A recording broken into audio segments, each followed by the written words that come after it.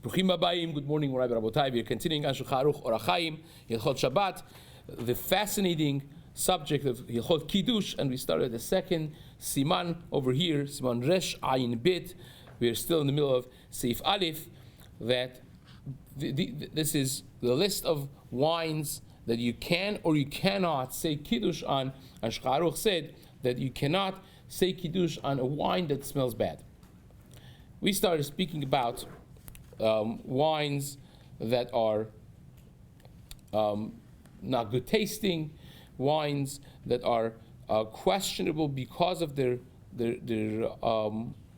validity in halacha, which we're going to discuss. So it's important to note that even a kosher wine could be rendered invalid if, for instance, a goy touches a wine that's not mevushal, right? So that will become stam yenam. Stam yenam is pasul for drinking. Now it's questionable whether or not for Sfaradim they could use stam yenam, even asur b'hana'a or not, because Maran Shulchan Aruch in Yoreh De'ah Siman Kuf Chav Gimel and Kuf Chav Dalet discusses these elements that perhaps against Sfaradim are more stringent than the Ashkenazim when it comes to this, prohibiting it even b'hana'ah. This actually is a season for it. When it comes time for November, December, many companies, they send gifts to their their creditors or their co-workers, bosses, and so on and so forth. And many times it's wine, boxes of wine, sometimes expensive wine over here. And the question is, this is stam yenam, not kosher wine. Can I keep it? Can I give it to other people? Can I give it to my employees? That's considered, of course, having hana'ah. So one should discuss that with their local moreh hora'ah that they trust and knows the halachot, the differentiation with Sfaradim and Ashkenazim. But there are many levels of chumrah when it comes to this as well. For instance, the Ben Ish Chai writes in Parashat Balak, in the halachot of Ben Ish Chai, that, you ready for this? He says that even if a goy looked at your wine, based on a midrash talpiot, the Chadam Sofer is machmir like that, perhaps, and others as well. Even that, you should not be using that wine. You should be machmir not to drink it. You'll see many of the Hasidim, when they say they have a thing of wine, and some of the companies that they make colored bottles of the blue or green or dark bottles is because of this consideration. It's not just stam that they're making it colored bottles, but it is because of this midrash talpiot. Again, there in Halichot Olam, Chacham Obadia in Chelek Zayin disagrees with that. This is when the goy is looking at the wine itself, not at the bottle of the thing. And when you're pouring it from a vessel to a vessel, the goy is actually seeing that. But if he's seeing it from outside a glass, that is not necessarily something that you have to be concerned about at all. So that's one. And secondly, if it's a Yishmaeli, if it's a person that believes in monotheist belief of one God, also is not considered a problem. Even midat chasidut in this is not, because again, a Oved Avodah Zarah, someone that is considered an idol-worshipping individual, someone that doesn't have belief to one creator of the world, is really the source of Yain Nesech. But a Aravi, the Rambam writes already, the En Be'emunatam Shum Dofi, speaks about the Muslim faith, that their faith to one God is a flawless faith, and as far as that is concerned, and therefore they don't make Yain Nesech, as if they touch it, it becomes stam yenam for a different reason, and will be still asur b'shtiyah, but not asur b'hana'ah, writes the Rambam. He writes it from the Rimegash and so on and so forth in multiple places in his Tshuvot and in Sefer Yad HaChazakah as well. So it says, the Ben Ish Chai, you should be mahmir. Chacham Obadia is less concerned about it, especially when you're talking about a person of faith.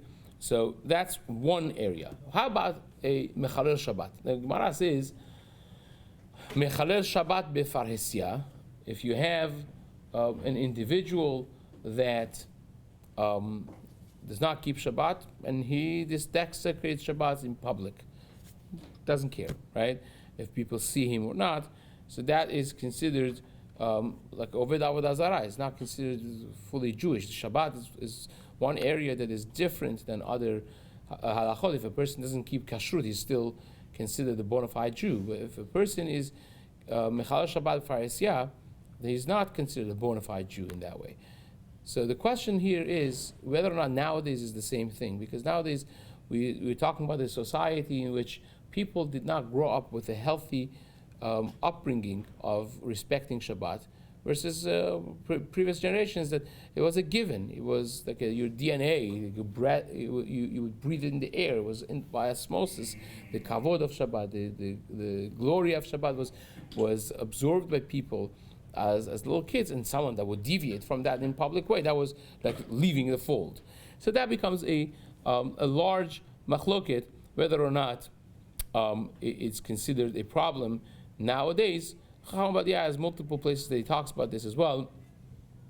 Probably most famously in Chelek Aleph of the first volume of Yabia Omer in Yoredah, he speaks about this in Siman Yud Aleph, that nowadays we have pasteurization process. Again, for some of the very fancy wines that they have cold pasteurization. Most of the pasteurized wines, they, for a short amount of time, they're heated up to a high level of heat, and therefore there's more room to be mekel, right? But at the same time, Chacham Ben Zion Abba Shaul writes that you shouldn't say kiddush on it. Even if it's a yayin mefustar, you should not say kiddush on it. It's not respectful. But again, Chacham Ovadia there in that Shuvah disagrees. He says you could even, it's a B'chal Shabbat, the Ta'avon is considered yayin nesech if he touches the wine. But here in this case, the people are nichshal nichul Hashem, nichul Shabbat rather, because parnasa, because of different things that they think it's not such a big deal, or whatnot. So he's more willing to be lenient in that way. Now, this has been a discussion for many generations. For instance,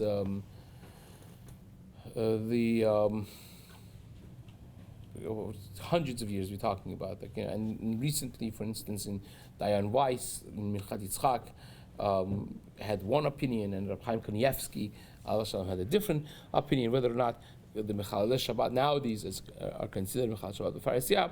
So, lechatchila, a person should be careful to use always yayin mevushal, completely cooked wine, and pour it yourself, handle it yourself. That's the best way to stay out of machloket. But again, there is, even for yayin mefustar, that is not mevushal fully, there is room to make it now. Even by yayin mevushal, there's a machloket. What degree is considered mevushal? Rabbi Moshe Feinstein, for instance, held that one way, and the Hasidic authorities of halacha in America held a different way. Whether you need to have 175 would be sufficient, or do you have to mamash, heat it to boil? There is a fair amount of machloket when it comes to these things. Once we add it, even though this shiur is not really about this, but I'll mention once we have this topic on. According to me, it seems that according to many Rishonim, and we're talking about the Rashba, the Ran, the Ritba, the Meiri, some of the major names in the list of the medieval authorities of halacha, all the wine that we have nowadays as yain mevushal, it says on it, is not mevushal. Because according to them, mevushal means you have to cook it until it visibly becomes diminished.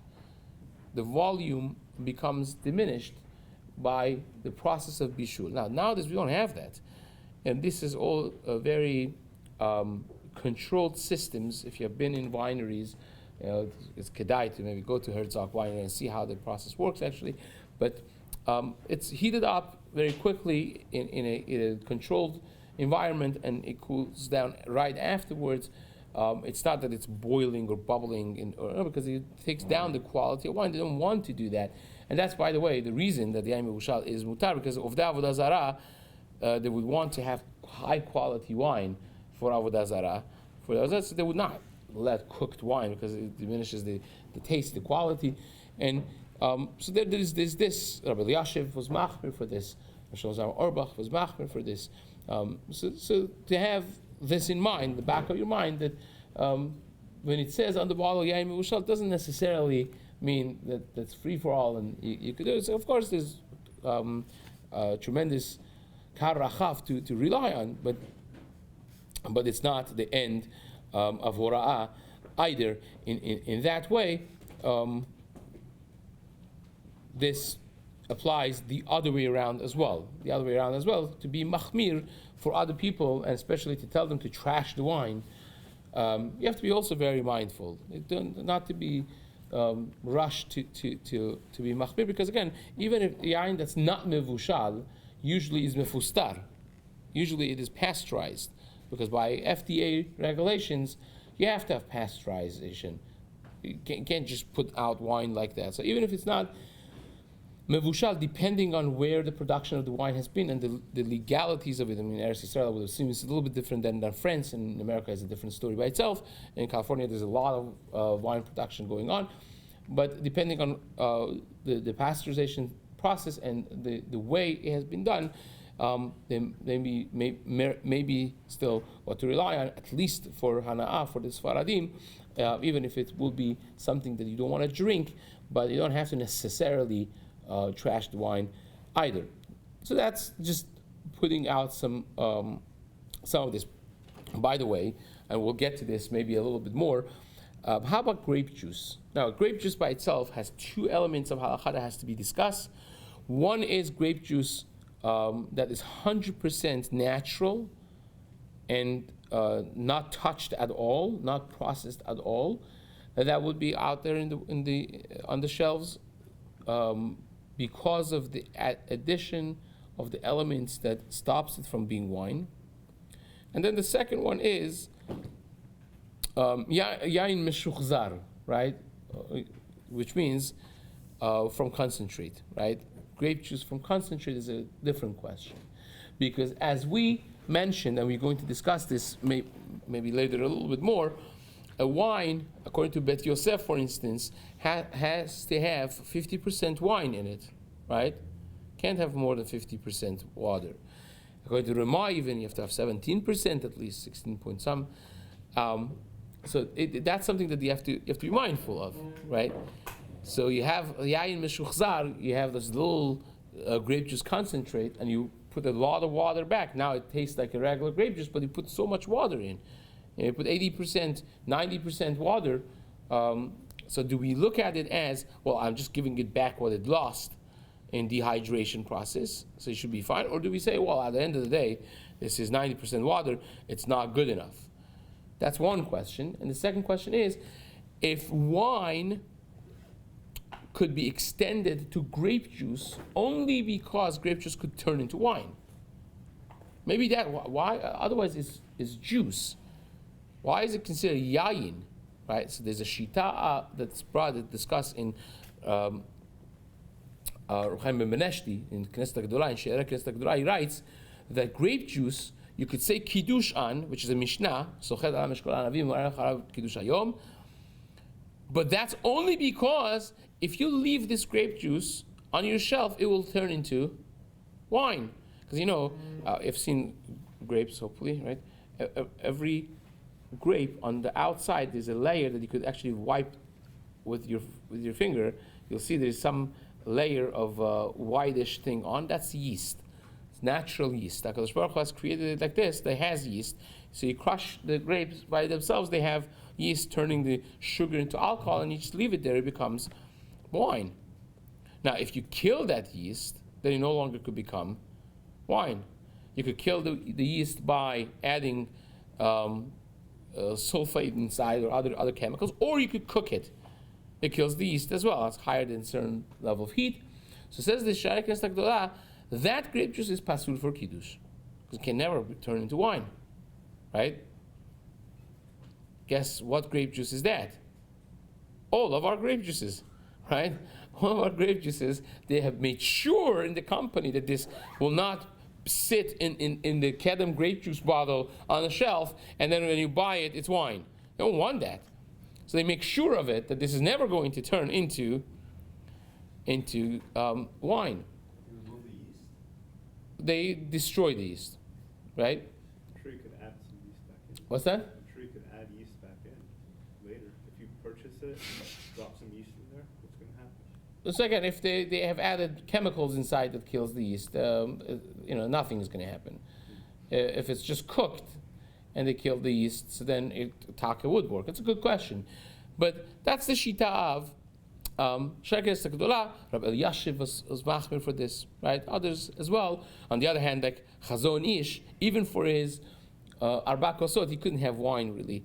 Even for Arba Kosot of the Pesach, he had grape juice. So again, but that shita is somewhere out there in the cosmos of the halachic world. Many people are concerned about it. Others who can't have wine, if a person's going to have wine and get a headache, or have a cup of wine or melod lugmav and then fall asleep on Friday night, where his kids need him to have a father on Friday night table, and he's not going to be there mentally or even physically because he had a cup of wine.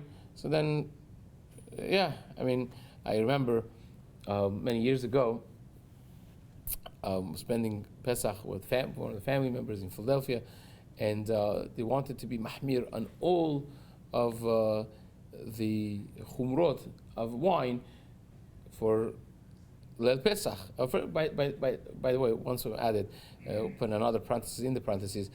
I'm not sure why this exactly has evolved, that people all of a sudden wake up to be mahmir for Arba Kosot. Arba Kosot is the Rabbanan, right?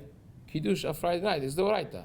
Like every week, you should be really much more mahmir for that than Arba Kosot. Now, Arba Kosot, you want to have alcohol content because of the inyan of cherut, but be as it may, he wanted it not to be mevushal, and no added wine, no added sugar, right? Because that also is pasul al gabe mizbeach.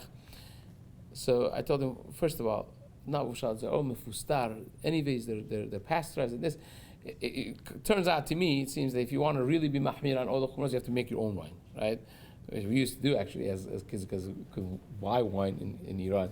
You had to, It's not so hard. It's not so hard. There's a few things you have to be careful in, and that's it. So he ended up buying this heavy-duty wine that was like 16%, 17, I don't know, high level of alcohol, like super dry wine, super expensive. I looked at the bottle. I was like, "Get me some grape juice for." I end up mixing it to have at least 3%, 4% of alcohol for the inyan of hairut. But needless to say, how the situation of this individual was after the second cup on an empty stomach, you could only use your best imaginations. So you have to also be hacham. You have to, be wise how to, to juggle different obligations that you have for family and so on. But those two areas of halacha are important for the second one. For instance, Rabbi Shlomo Zalman Auerbach says that our grape juice, you can say kiddush on, but you can't add any water, not a drop, right? So this actually becomes very important. It was pivotal because we have this people, Al Pi Kabbalah, they want to have 3 drops, and many times the drops are like Og Melech HaBashan's drops, because the wife or the kid that filled up the cup, they left it like 1 inch empty, so the 3 drops somehow have to fill up the wine, the cup, and that becomes a question also in halacha, which we need to discuss. So we dropped a lot of information out here. We are out of time, but these are some of fascinating topics that we're going to delve in quickly as we develop the Siman Be'ezrat Hashem. Have a wonderful day.